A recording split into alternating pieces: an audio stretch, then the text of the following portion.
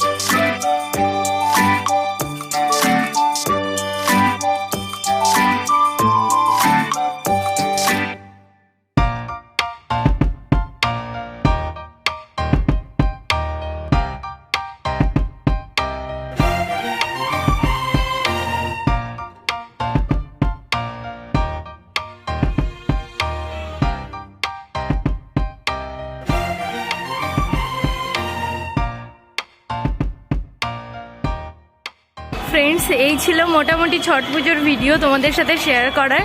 আমি কখনো দেখিনি, এটাই ফার্স্ট টাইম আমার। তো দেখলাম জাস্ট গঙ্গা জলে দাঁড়িয়ে প্রার্থনা করা, এটাই এই পুজোর মূল।